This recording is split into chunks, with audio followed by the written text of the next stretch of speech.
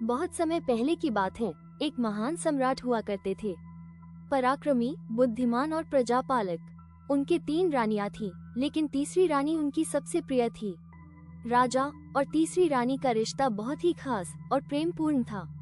वो दोनों राजमहल में बहुत सुख और शांति से जीवन व्यतीत कर रहे थे। एक दिन महल में खुशी की लहर दौड़ गई। तीसरी रानी गर्भवती हुई। राजा फूले नहीं समाये। पूरे राज्य में उत्सव मनाया गया। हर कोना सजाया गया, हर चेहरा मुस्कुराया। समय बीतता गया और फिर आया 8वां महीना, गोद भराई का शुभ अवसर। राजमहल में भव्य आयोजन हुआ, संगीत, मिठाइयाँ, आशीर्वादों की वर्षा। परंतु तभी कुछ ऐसा हुआ जिसने पूरे साम्राज्य की खुशियों को झकझोर कर रख दिया। महल के सबसे वरिष्ठ और ज्ञानी राजपुरोहित ने गोद भराई की पूजा के बाद अचानक भविष्यवाणी की। उन्होंने कहा, हे राजन, ये संतान कोई साधारण बालक नहीं होगा। ये बालक आपके वंश का, आपके साम्राज्य का विनाश लाएगा। अगर आपने इसे जन्म के तुरंत बाद न मारा तो इस पूरे साम्राज्य को कोई नहीं बचा पाएगा। पूरा दरबार स्तब्ध हो गया। रानी के चेहरे से रंग उड़ गया। राजा की आंखों में उथल पुथल साफ झलक रही थी। क्या राजा अपने ही संतान की हत्या करेंगे? क्या वो भविष्यवाणी को मानेंगे, या वो पिता का धर्म निभाएंगे और आने वाले खतरे का सामना करेंगे? आइए जानते हैं आगे इस वीडियो में। राजपुरोहित की भयानक भविष्यवाणी के बाद राजा के मन में हलचल मच गई थी। अपने वंश, अपने साम्राज्य और अपनी प्रजा की सुरक्षा के लिए राजा ने कठोर निर्णय ले लिया। जैसे ही बच्चा जन्म ले उसे मार दिया जाए, यह आदेश राजा ने भारी दिल से दिया। परंतु एक माँ का दिल, क्या वो ये सब सह सकता था? तीसरी रानी इस निर्णय को स्वीकार नहीं कर सकी। एक माँ के लिए उसका बच्चा कोई अभिशाप नहीं, उसका जीवन होता है। बच्चे के जन्म की रात पूरे महल में सन्नाटा था। राजा की आंखों में चिंता थी और रानी की आंखों में आंसू। जैसे ही रानी ने एक सुंदर पुत्र को जन्म दिया, उसने किसी को कुछ बताए बिना अपने नवजात को गोद में उठाया और चुपचाप महल के पिछले दरवाजे से निकल गई। रानी ने अपने कमरे में एक चिट्ठी छोड़ दी, जिसमें लिखा था, राजन, मैं ये राज्य छोड़कर जा रही हूँ। आप सब मानते हैं कि मेरा बच्चा अभिशाप है, पर मैं नहीं मानती।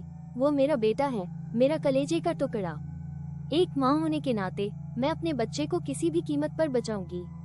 मैं इस राज्य से बहुत दूर जा रही हूँ। कृपया मुझे ढूंढने की कोशिश मत करना। आपकी तीसरी रानी।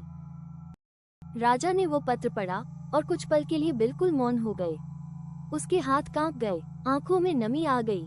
वो राजा थे, लेकिन उससे पहले वो एक इंसान थे, एक पति और अब एक पिता। पर देर हो चुकी थी। अब रानी और वो नवजात शिशु उस राज्य से बहुत दूर निकल चुके थे। कहाँ गई रानी? क्या वाकई वो बच्चा विनाश का कारण बनेगा, या वो करेगा कुछ ऐसा जो इतिहास में स्वर्ण अक्षरों में लिखा जाएगा?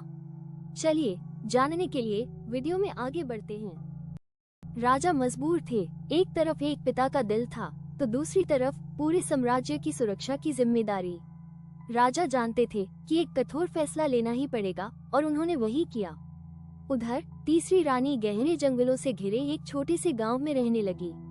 सादगी भरा जीवन और दिल में बस एक ही मकसद, अपने बेटे सूर्यवीर को एक अच्छा इंसान बनाना।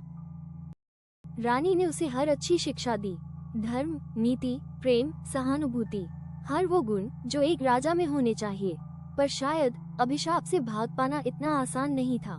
समय बीता, सूर्यवीर बड़ा हुआ, लेकिन एक भयानक सच धीरे धीरे सामने आने लगा। हर अमावस्या की रात सूर्यवीर का शरीर बदलने लगता, उसकी आंखें लाल हो जाती और फिर वो बन जाता एक भेड़िया, एक ऐसा राक्षसी रूप जो किसी को नहीं पहचानता, न माँ न दोस्त, सिर्फ विनाश। गांव के लोग डरने लगे थे। हर अमावस्या को जैसे गांव में काल मंडराने लगता। लोग अपने दरवाजे बंद कर लेते, जंगल से दूर रहते। पर एक दिन सूर्यवीर ने अपने सबसे करीबी दोस्त पर हमला कर दिया। उसका वही मित्र जो उसे भाई मानता था, जो हमेशा उसकी रक्षा करता था, मारा गया। सूर्यवीर टूट चुका था। उसे समझ आ रहा था, मैं सामान्य नहीं हूँ, मुझ में कुछ अजीब है, कुछ डरावना। रानी, जो अब तक यही मानती थी कि उसका बेटा बस अलग है लेकिन खतरनाक नहीं, अब चिंतित हो उठी।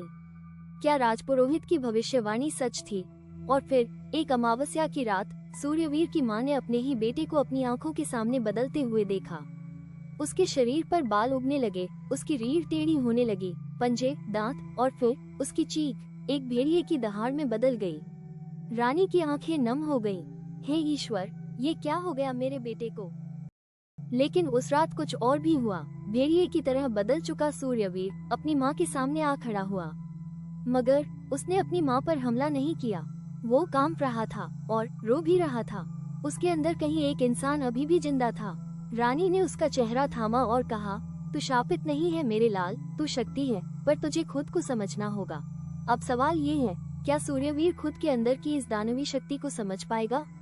क्या वो अपनी माँ की मदद से इस अभिशाप को वरदान बना पाएगा, या फिर वो बनेगा वही विनाश का कारण जिसकी भविष्यवाणी वर्षों पहले हुई थी?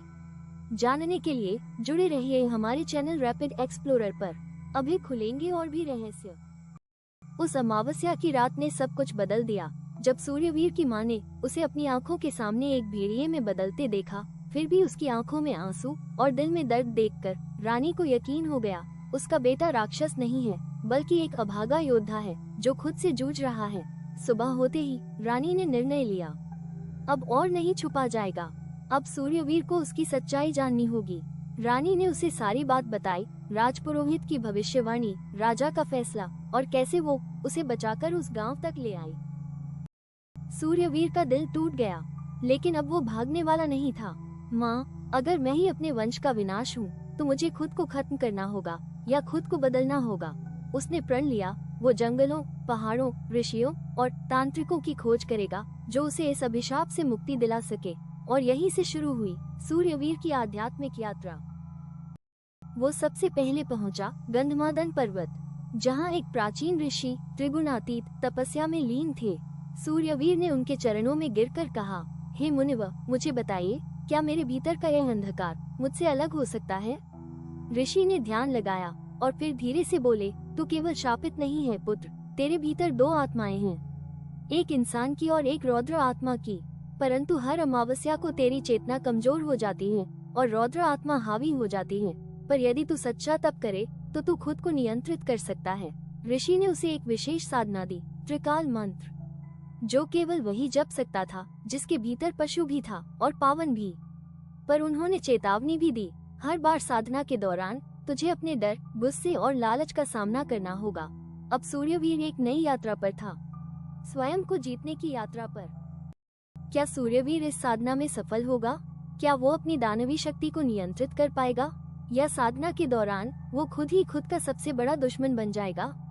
जानने के लिए जुड़े रहिए रैपिड एक्सप्लोरर पर। अगली कड़ी में हम देखेंगे सूर्यवीर की भीतरी लड़ाई और एक नया रहस्य जो पूरे साम्राज्य का इतिहास बदल देगा।